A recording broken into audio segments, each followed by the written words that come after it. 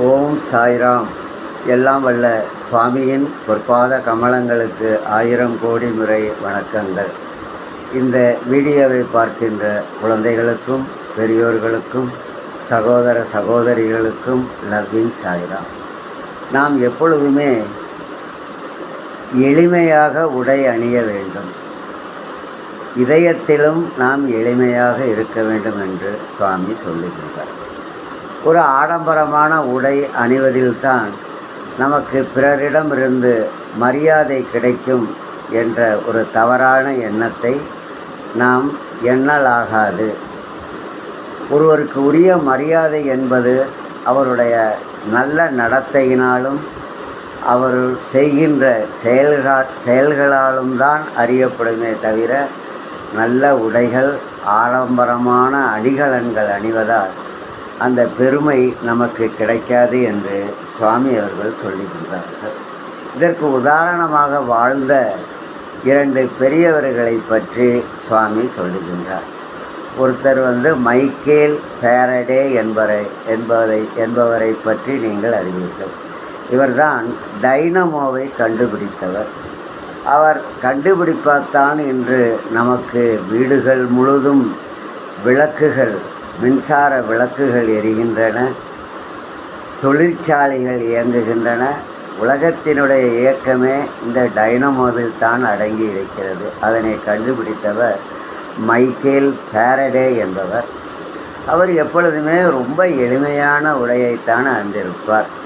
Our Royal society of science என்ற இடத்தில் இருந்து வேலை பார்த்து தன்னுடைய ஆராய்ச்சிகளை மேற்கொண்டிருந்தார். அப்பொழுது ராயல் மின்ட் ஆஃப் இங்கிலாந்து என்ற இடத்தை சார்ந்த ஒரு ஆஃபீஸர், ஒரு பெரிய அதிகாரி மைக்கேல் ஃபாரடேவை காண வருகின்றார். அவர் அந்த ராயல் சொசைட்டி ஆஃப் சயின்ஸினுடைய வாசலுக்கு எங்கே மைக்கேல் ஃபாரடேவை பார்க்கலாம் என்று கேட்டவுடனே அந்த வேளையால் உள்ளே போங்கள், ஒரு பெரிய ஹால் இருக்கிறது, அங்கே நீங்கள் அவரை பார்க்கலாம் என்று அந்த அலுவலக வேலையால் சொல்லுகின்றார்.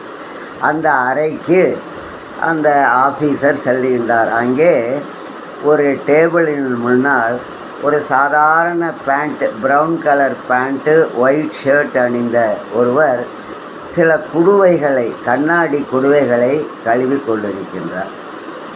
வந்த அந்த ஆஃபீஸர் அவரை பார்த்து, நீ இங்கே வேலை பார்க்கிறாயா, இந்த அறையினுடைய அந்த அறையை சுத்தம் செய்கின்ற வேலை பார்க்கின்றாயா என்று கேட்டாராம். அதற்கு அந்த மைக்கேல் அந்த அறையில் இருந்தவர், ஆம்தான், நான் தான் சுத்தம் செய்கிறேன் என்று சொல்லுகின்றார். உனக்கு இந்த வேலை பிடித்திருக்கிறதா என்று அடுத்த கேள்வியை கேட்டார். ஆம், எனக்கு பிடித்திருக்கிறது என்று சொன்னார்.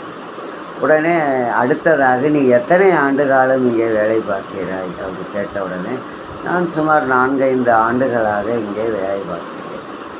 உனக்கு சம்பளம் எவ்வளவு தருகின்றார்கள் என்று கேட்டார். ஏதோ எனக்கு ஓரளவு தருகின்றார்கள், எனக்கு அது போதும் என்று சொல்லுகின்றார். சரி, உன்னுடைய பெயர் என்ன என்று வந்தவர் கேட்கின்றார். அதற்கு அந்த கண்ணாடி குடுவைகளை கழுவி கொண்டிருந்தாரே அவர் என்னை எல்லோரும் மைக்கேல் ஃபாரடே என்று அழைக்கின்றார்கள் என்று சொன்ன உடனே அந்த வந்தவர் தன்னுடைய தவறை உணர்ந்து, ஏதோ சாதாரண உடையில் இருந்த ஒருவரை அந்த அலுவலகத்தில் வேலை பார்ப்பவர் சாதாரண காவலாளி போல் அறையை சுத்தம் செய்பவர் என்று நினைத்ததை என்னை வருந்தி மன்னிப்பு கேட்டாராம்.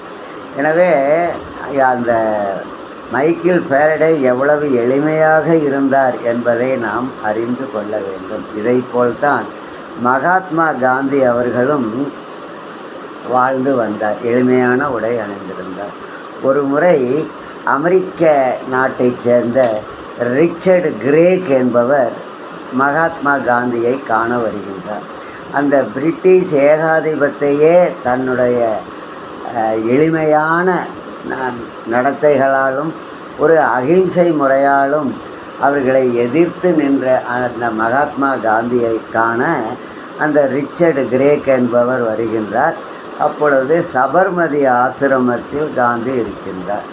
அந்த ஆசிரமத்துக்கு வந்தவுடன் மகாத்மா காந்தியை காண வேண்டும் என்று சொன்ன உடனே அங்கே ஒரு பெரிய கிச்சன் டைனிங் ஹால் இருக்கிறது, அங்கே போய் பாருங்கள் என்று சொல்லுகிறார்கள்.